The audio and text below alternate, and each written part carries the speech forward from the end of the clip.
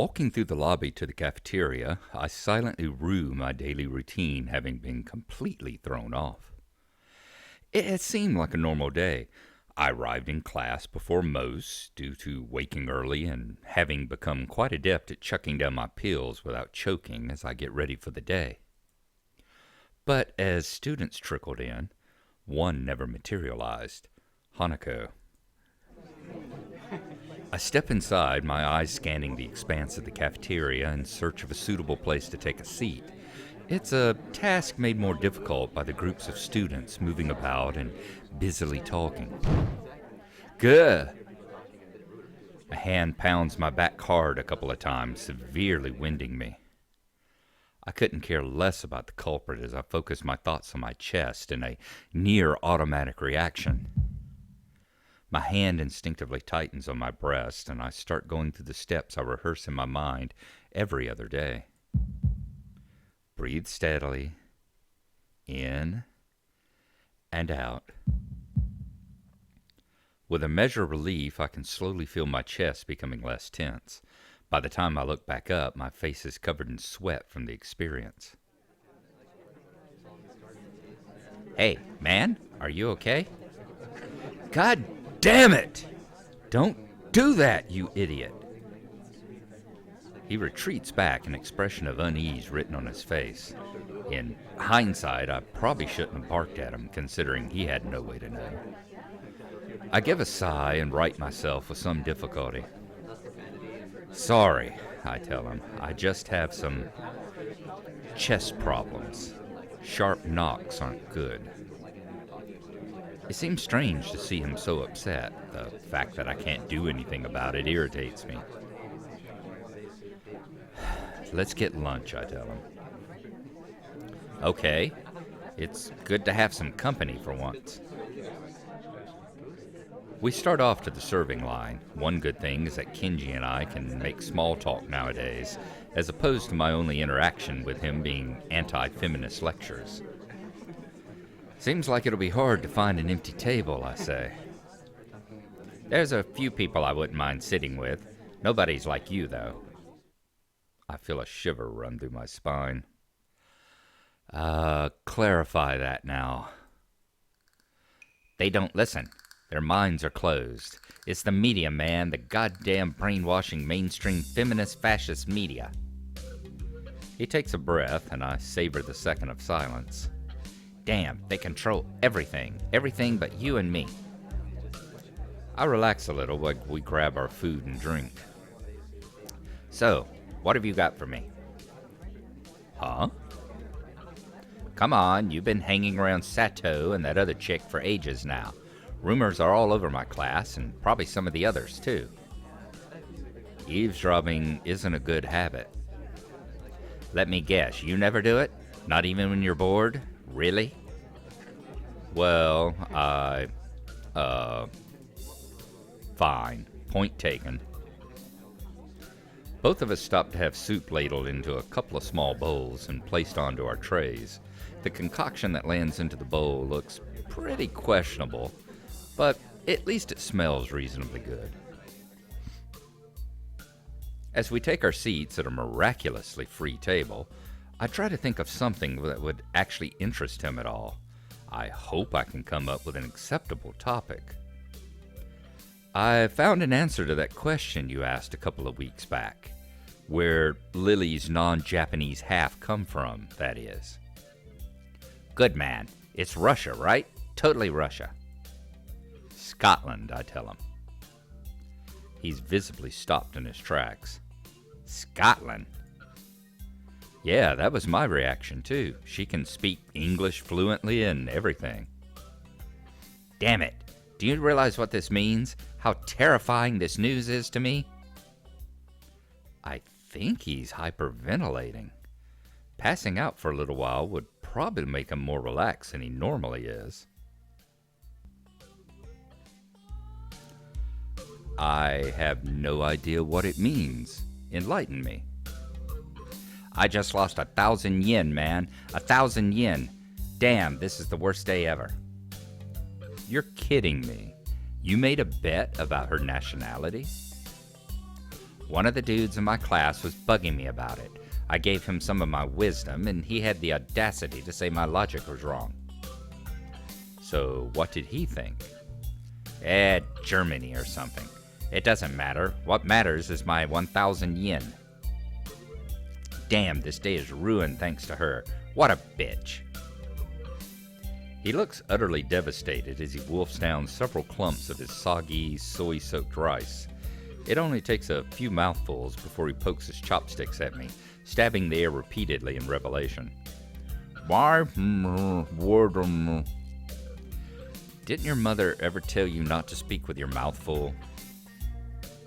He gives me a dirty look before choking down the rest of the food left in his mouth and taking a gulp of juice. It's rather unsightly. Remembering my own food sitting in front of me, I decide to get to the task of eating the cafeteria food over and done with as fast as possible. The sooner I do so, the sooner the experience will be over. So, as I was saying, why would anyone want to live in that place anyway? I mean, what is there to see? Grassy plains, that's it. Lots and lots of grassy plains. And men in kilts. I'm not sure which is worse, this food or his worldview. I can feel my face being dragged down by their combined weight. Not that he'd notice or care. It's not that bad, I tell him. Why do you care about her so much anyway? She's just your class representative, after all. He gives a malevolent chuckle. Were this anyone but Kenji, I'd feel uneasy at how he sounds. I finally found the chink in the Feminist Legion's armor. It took a while, but I'm confident that this is going to be how we can bring down the whole system. I'm about to blow your mind. Are you ready? I tune out his rambling for a moment as I finish my rice and start on the unappetizing soup. One taste is enough to confirm that it's cold. Ready as I'll ever be. I confirm that Lilly is in the Mafia. What? Alright, stay with me for a second here and I'll describe the scene. I wish I could do otherwise. Lily's there, walking down the street after school. You're not stalking her, are you? No. Damn, man, I do have some sense of self-preservation. But not dignity, or morals, or social standards. Anyway, as I was saying, this car pulls up next to her, and guess who steps out? A man in a pinstripe suit. Waves her in, and the two leave just like that. I tell you, man, she's under protection.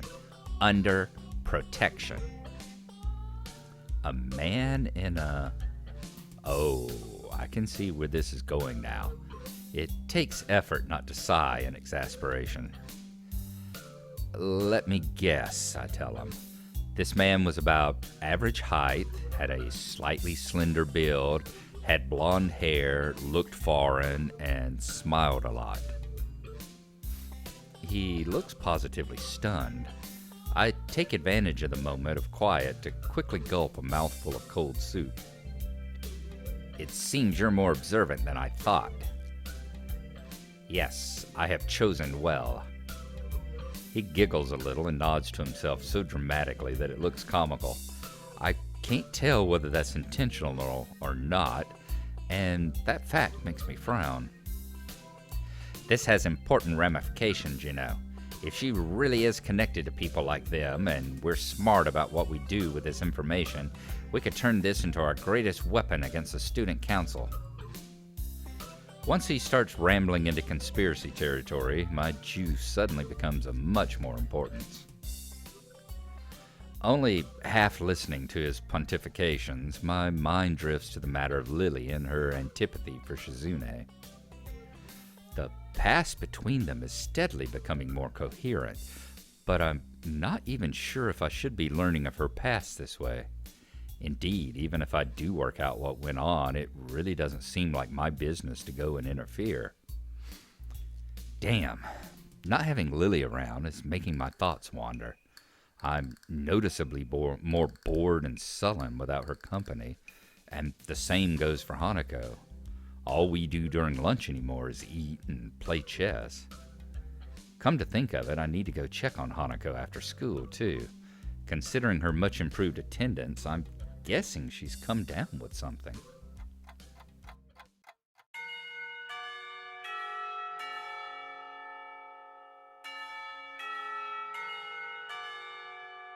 "Oh, Nakai," Muto says. I stop as I'm about to leave the classroom, turning on the ball of my heel to meet Muto. He's holding out to me a couple of the worksheets we worked on during the day with his long, lanky arm. "Would you mind giving these to Ikazawa? I'd normally ask one of the girls to do it, but I assume you'll be checking on her." For a moment, I briefly consider the possibility of that being more than an innocent prediction. I quickly discard the idea, though, as it's hard to think of him acting in such a Machiavellian way. It's not in his nature. "Sure," I say, "no problem." Walking up the hallway of the girls' dormitory, several ideas of why Hanako's been absent float around my head. The most obvious of them is just a simple cold. That said, she may not even be sick at all. It's been almost a week since Lilly left, and despite her at least appearing to be normal, I've suspected she's somewhat more insecure about it than she's letting on. Eventually, I come to Hanako's dormitory room, its simple brown door separating us. Her room's position next to Lily's is extremely convenient and probably a large contributor to their meeting in the first place. Grimacing slightly at the prospect of her being sick, I rap my knuckles on the door. Silence. I listen intently for any sound of shuffling coming from inside, but I can't hear a thing. I knock on the door again, slightly harder. Still no answer. How strange.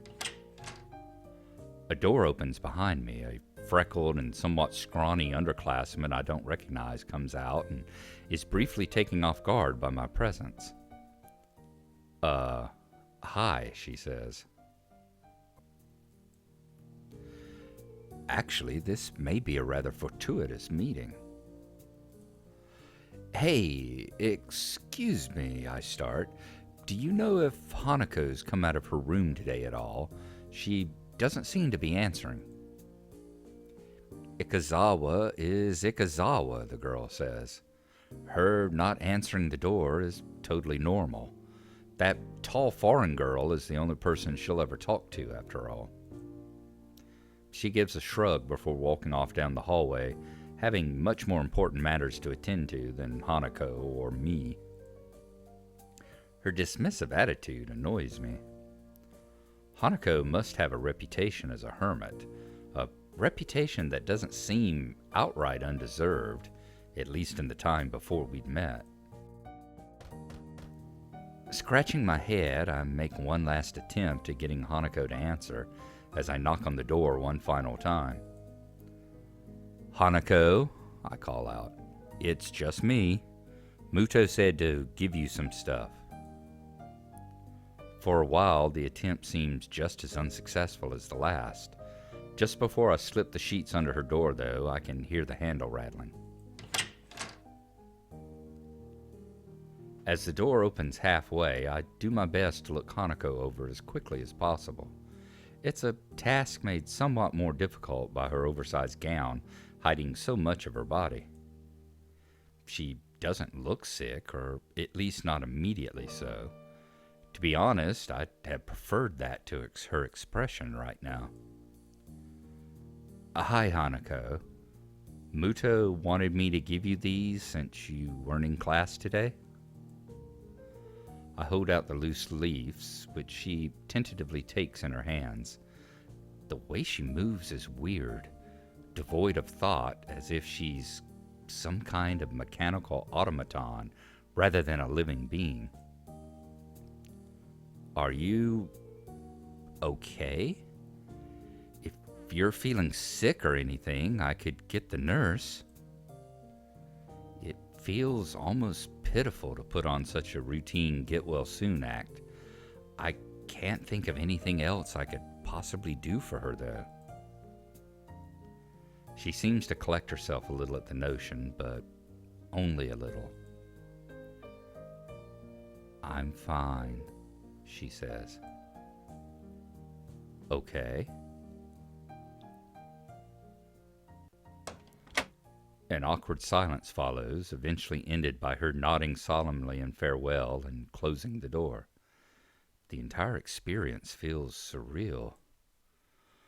More than a little put off, I wander back to my room and hope that she'll be better by tomorrow, despite not knowing exactly what's wrong with her.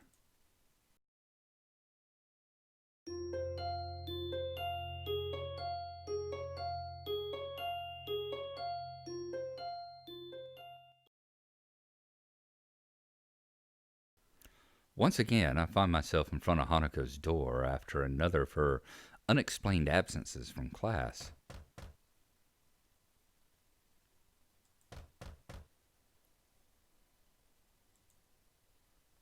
Nothing. Considering this is the second day in a row she's been like this, I'm starting to worry about her. Summoning my willpower, I decide to try one last way to get her to respond. Hanako, if you don't say anything, I'll go and get the nurse for you. Go away. What? It's hard to tell whether her tone's one of depression, anger, or both. What in the world can I actually do to help her if she doesn't even want help? The message is clear enough. I can't just leave her like this, though, just sitting in her own room for days on end. Rubbing my temples in thought, I withdraw to my own room to think about how to proceed. Rationality is what's needed here, as an overreaction may just make matters worse. I dig around drawer after drawer of my desk, looking for where I put that damn piece of paper. Before she left, Lilly told me the number to call her on while in Scotland, and I wrote it down. Now that I need it, though, the damn thing is, here. I probably should have just entered it directly into my cell phone, come to think of it. Without further ado, I enter the numbers and anxiously press the call button. The fact the phone rings at all shows that I got the prefix for a call to Scotland right, at least. I've never made an international call before, so that's some comfort. Eventually the phone picks up, a feminine voice I don't recognize on the other end. It's probably Lily's mother. Sato. English? Suddenly finding myself unprepared, I realize I can't understand a word she says, either due to my limited vocabulary or her heavy accent. I should have anticipated this, since according to Lilly, her mother is a native Scot. I soldier on in the hope that she must know some Japanese, considering it's her daughter's native language. It's Hisao Nakai speaking. An enthusiastic sound of realization can be heard as she recognizes the language. My feeling of relief is immense. You must be one of Lily's friends from school, correct? Even so, her accent means I have to concentrate to work out what she's saying. Yes, that's right. Pleased to meet you, Miss Sato. It's so nice of her to find someone so polite. Lily dear, it's for you. Her mother seems nice, if a little over-enthusiastic given the mundane situation. There's a small silence as Lily takes her time getting to the phone. In the distance, I can just make out her mother scolding her playfully for just getting up. Hello, Lily speaking. You sound awful, I say. She makes a sound somewhere between a dying animal and a yawn. The one thing I did remember to check before calling was the time zone. It'd be pretty late in the morning over there, so she really has no excuse. Not feeling well, I say? Just tired. What time is it there? Late afternoon. School finished for the day not long ago. You're really not a morning person, are you? I ask. I don't need you making fun of it as well. It takes me a measure of restraint not to laugh at her pained groan. Poor girl. How are you doing over there then, bar the mornings? It's been enjoyable. After not meeting them for so long, just having a meal together with my parents is nice. Though the pool and the sheer size of the house might have something to do with that as well. Even if they're not in Japan, from the way it sounds, her family must be pretty wealthy to live so luxuriously. Are things all right with you and Hanako? Damn, I was hoping that wouldn't be brought up quite so quickly. I take a moment to try and sort out exactly how to describe the situation without causing her undue worry, but she picks up on that without a word being said. Hanako's not well, is she? How did you know? Because today is her birthday. I'd hoped she might have gotten at least a little better after coming to know you, but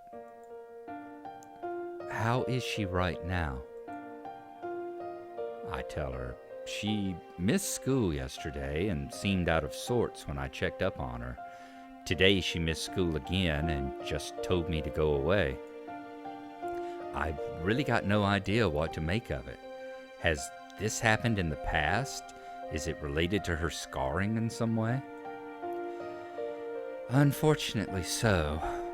Roughly the same thing happened last year when her birthday came up.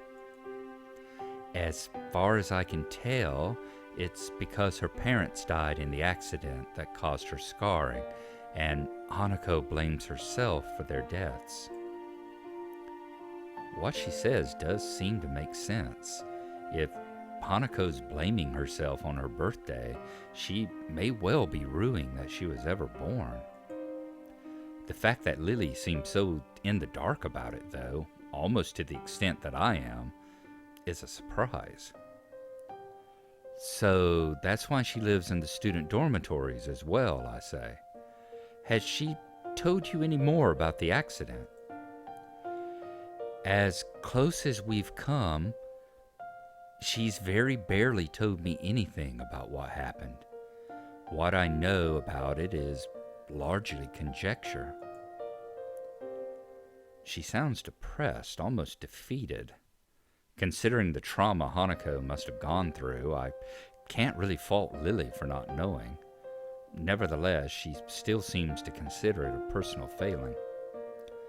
Don't blame yourself, Lilly, with everything she's gone through. I know. Thank you, Hisao. I'm sorry I can't be of much help to you. It's fine, I tell her. I'll just give it some more thought. Thanks, and have a good time in Scotland.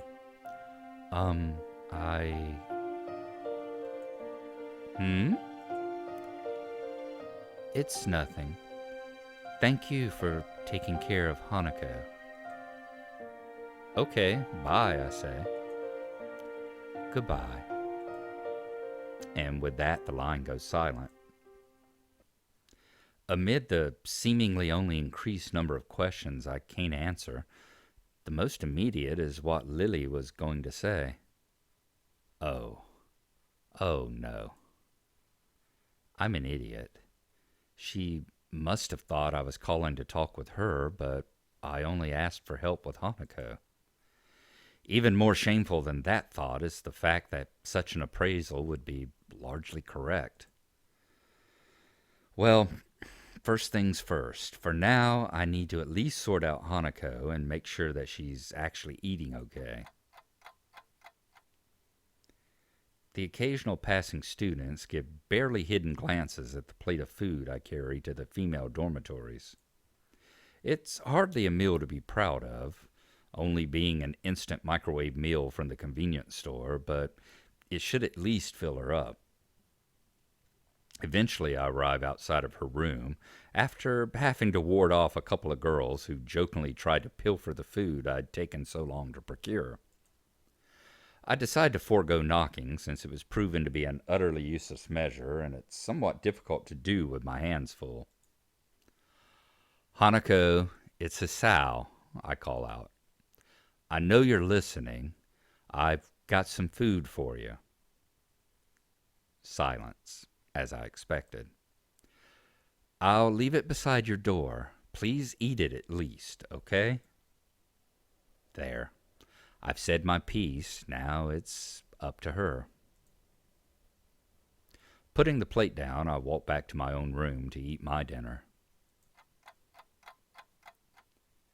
By the time I return to Hanako's dormitory, a good hour's passed. Thankfully, there isn't anything to be seen beside her door. I walk back at least somewhat happier that she's eating. If she intends to get through this by herself, then being able to help, even if it's just in such a small way, is at least something.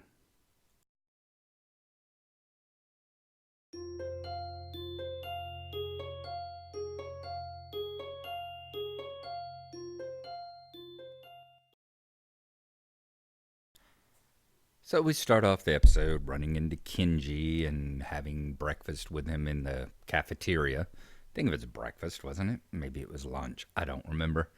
I tend to blank out the Kenji episodes. But we end up with the first of two choices in this particular episode, whether we humor him and ignore his insane ramblings. You can choose any one, it doesn't affect the story any. It just changes some of the subsequent uh, um, dialogue pages. A couple of the pages are changed a little bit, kind of like we had that episode. We kind of like what we had in Emmy's path when we were doing her path. There were a couple of times when we would choose uh, decision trees that didn't change anything except for a few lines in the next couple of pages. It's strange that we never had anything like that in Hanako. It only seems to so far happen in this one and happen in the Emmy path. But he begins talking about Lilly, and we reveal to him that we found out that her nationality is actually Scottish, not Russian like he was thinking. And we found out that, he made a big bet and all about it. But the big part of that about this, why I bring it up, because otherwise it's fairly trivial, is the fact that he goes on to talk about, the fact he believes she's in the mafia. And the reason why is because he saw her getting into a car basically with Akira. It makes me feel that the particular writer of this arc kind of forgot that Kenji was legally blind.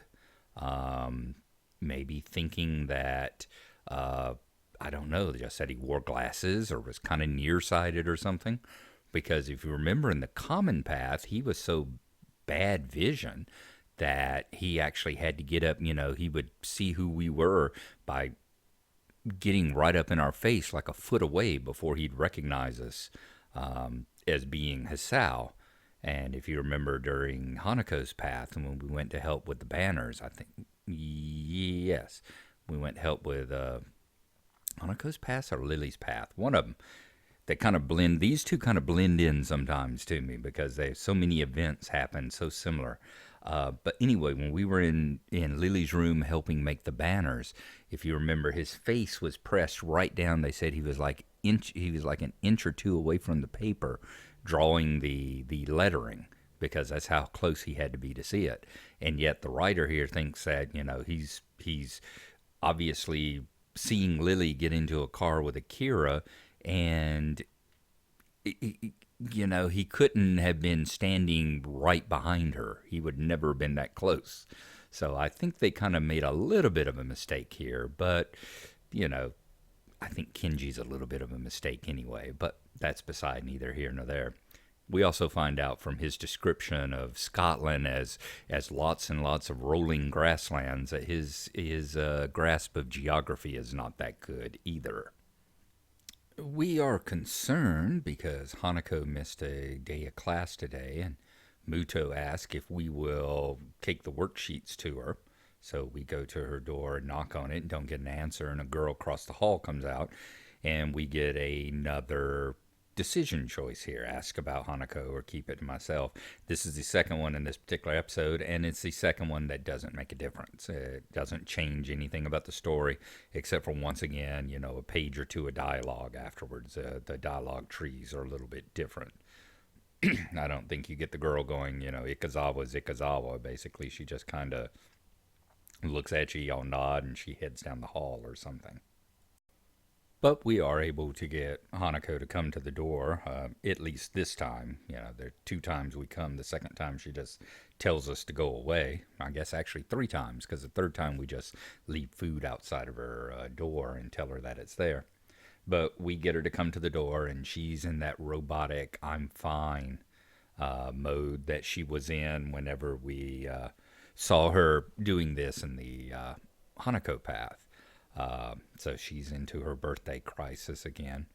Of course, we are at a total loss of what to do about it. So we give Lilly a call. She picks up on what's going on nearly immediately, both because of the tone of our voice and all, and also because it's Hanako's birthday and we're calling her in Scotland. So, Lily's not as much of a dim bulb as Hisao can tend to be, of course. So we talk to her for a while. She gives us some advice about, Hanako does this. Well, she doesn't really give us advice, but she gives us, Hanako does this apparently every year. She did it last year. I was hoping she'd be better this time around with you around, but that's not been the case. And that's pretty much where we leave it. We don't have the pressing issue and the decision that we had in Hanako's path. If you remember on the phone where Lily was giving us advice to let her be and let her deal with it herself. We didn't have that decision tree this time because we don't have the emotional connection with Hanako that we had last time. So it's one of those, she's our friend and we feel for her, but we don't have the feelings of love bubbling up for her. So it's not one of those, well, I must go and help her and ride in like a knight on my white charger and all. So we don't have that issue to deal with this time around. We do learn a couple of things from this conversation. One being that apparently her family is fairly wealthy. Being that they live in a very large house, as she describes it, and have a pool, which she apparently seems to be enjoying quite a bit. And the other thing we find out from the tone of her voice at the end and a little remark she makes just kind of at the end is that she was kind of disappointed that we weren't calling to talk to her.